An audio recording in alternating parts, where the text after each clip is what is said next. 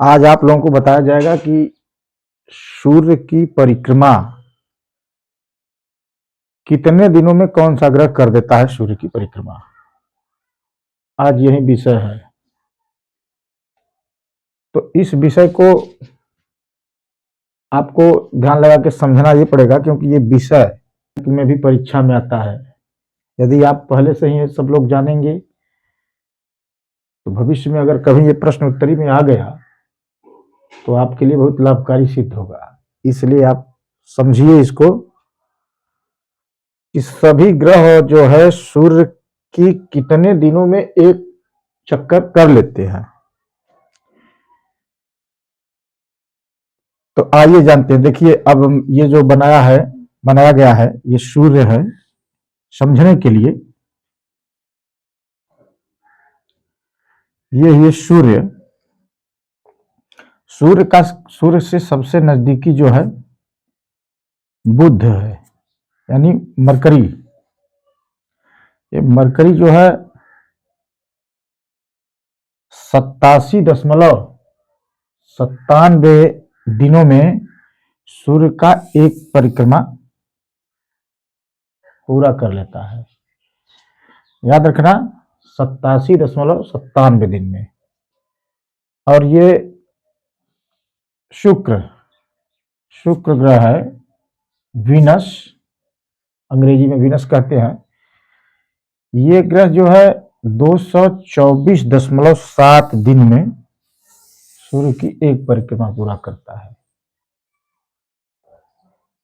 224.7। और तीसरा, ये हम जिस ग्रह पे विराजमान है सब लोग, पृथ्वी, अर्थ पर, इसका तो सबको पता है कि 365.25 दिनों में, यानी कि लगभग एक वर्ष में ये सूर्य की जो है एक परिक्रमा कर लेती है। ठीक ना, समझा कीजिए। ये जो मैं खींच रहा हूं, ये परिक्रमा समझिए। यहाँ सूर्य है ना, अब मैं बार बार कितना खींचूं, परिक्रमा हो गया। ठीक ना, तो इससे आपके समझने के लिए बता दिया हूं। ये जो है पूरा राउंडिंग होगा, परिक्रमा, यानी यहाँ सूर्य की परिक्रमा। अब ये तो अर्थ का जान ही गए कि एक साल में एक चक्कर पूरा होता है। आगे हमारा मंगल ग्रह है, जिसे इंग्लिश में हम लोग मार्स कहते हैं। इस पे तो बहुत सारे हॉलीवुड मूवी भी आई है, बहुत अच्छा लगता है। तो मार्स जो है, इसका 687 दिन में 687 दिन में ये जो है सूर्य का एक चक्कर कर लेता है। मार्स माने कि मंगल। ठीक ना। अभी हमारा बृहस्पति ग्रह है, जिसे हम अंग्रेजी में जुपिटर कहते हैं। ये जुपिटर हमारे पृथ्वी की बहुत रक्षा करता है। और जब कोई रक्षा करता है तो उसका जो है आभार व्यक्त किया जाता है। इसीलिए आभार व्यक्त करने स्वरूप हम लोग 12 साल में एक बार महाकुंभ का मेला लगता है। इसीलिए बड़े बड़े साधु संत लोग, बहुत ज्ञानी थे पहले, वैज्ञानिक लोग आज ढूंढ रहे हैं उसी में बोल रहे हैं कि भाई हम लोग ढूंढ लिए ये वो। लेकिन पहले के ऋषि महर्षि ये सब कर चुके हैं। सोचिए कितनी बड़ी उनकी शख्सियत रही होगी। उसको झुटला करके अंग्रेजों ने या विदेशी वैज्ञानिकों ने अपने नाम कर लिया, ये अलग बात है। लेकिन यदि ऋषि मुनियों को पढ़ा जाए तो सही है, और वही लोग अंग्रेज वैज्ञानिक लोग बता करके अपने ऊपर श्रेय ले लेते हैं। तो जुपिटर जो है 12 साल, लगभग 12 साल में जो है धरती का और सूर्य का एक परिक्रमा संपूर्ण कर देता है। 12 साल माने कि इसको, जुपिटर को 4333 दिन माने कि 12 साल लगभग लग जाते हैं एक परिक्रमा सूरज को करने के लिए। अब अगला ग्रह है, इसके बाद आता है सैटर्न, शनि ग्रह। वो जो वलय वाला है, शनि के बाद वो गोल घेरा दिखाया जाता है ना, वो शनि, सैटर्न।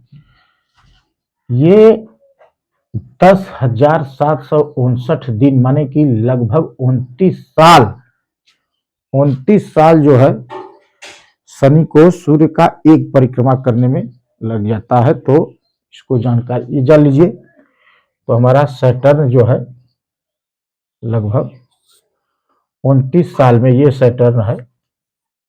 ये जो बीच बीच में मैं बॉल जैसा बनाया हूं, ये ग्रह समझिए, ये उनकी धुरी है, इसी धुरी पर परिक्रमा करते हैं। मरकरी, वीनस, अर्थ, जुपिटर और ये सैटर्न। अब अरुण और वरुण, ये यूरेनस है, इसको हिंदी में अरुण कहते हैं। अरुण ये लगभग 30,687 दिन में सूरज की एक परिक्रमा करता है। अगर साल में इसको कन्वर्ट किया जाए तो इस साल 84 साल हो जाएगा। 84 साल में एक राउंड सूर्य की ये करता है। अब 8वां ग्रह और अंतिम ग्रह, हालांकि 9 ग्रह होते हैं, 9 ग्रह होते हैं, शास्त्रों में 9 ग्रह लिखा है और है भी, लेकिन उसको मैं बताऊंगा। पहले इसको बता दूं कि 8वां ग्रह जो है, ये तो यूरेनस का 84 साल वाला बता ही दिया। 8वां ग्रह जो है नेपच्यून, इसे हम वरुण कहते हैं हिंदी में, ये लगभग 165 साल में सूर्य की एक परिक्रमा कर लेता है। 165 साल, अगर दिन में इसको देखा जाए तो 60,190 दिन नियर अबाउट होगा। 165 साल में सूर्य की एक परिक्रमा। ये तो हुई 8 ग्रहों की बात, ठीक ना। अब मैं एक ग्रह का एक्स्ट्रा खींच दिया हूं, जो कि हिंदी में इसको यम कहते हैं, अंग्रेजी में प्लूटो।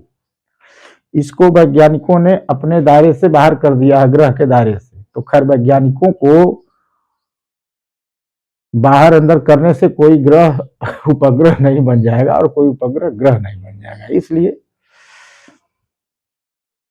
इसको भी बता दे रहा हूं। भले 8 ग्रह ही पढ़ाया जाता है, लेकिन 9वां ग्रह, हम लोगों के समय 9 ग्रह पढ़ाया जाता था, प्लूटो का भी चर्चा होता था। लेकिन आज प्लूटो जो है वैज्ञानिकों के दायरे में नहीं है, ये धरती का थोड़ा सा तिरछा परिक्रमा करता है, इसलिए वैज्ञानिकों ने बोला नहीं, इसको नहीं मानेंगे हम लोग। तो मत मानो।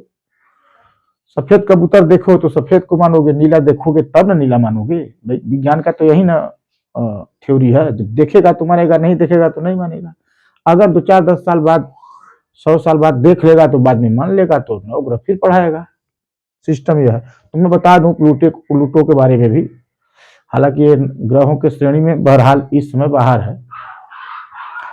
प्लूटो, हिंदी में इसे हम यम कहते हैं, ये भी सूर्य की परिक्रमा करता है, लेकिन ये आड़ा तिरछा, और लोग ऐसे ऐसे करते हैं, थोड़ा सा ऐसे ऐसे करता है। तो ये 90,000 जो है, ये प्लूटो 90,560 दिन में सूरज की एक परिक्रमा करता है। इसे साल में अगर कन्वर्ट करोगे तो कम से कम लगभग 2,500 साल, इसको 250 साल, इसको 250 साल लग जाते हैं सूरज की एक परिक्रमा करने में। ये तो ही हमारे सभी जो परिक्रमा करने वाले ग्रह हैं सूरज की, इनकी बात। उम्मीद करता हूं समझ गए होंगे। अब इसी में एक उपग्रह को बता दे रहा हूं। जैसे हमारे अर्थ का राउंडिंग करते हैं मून, चंद्रमा,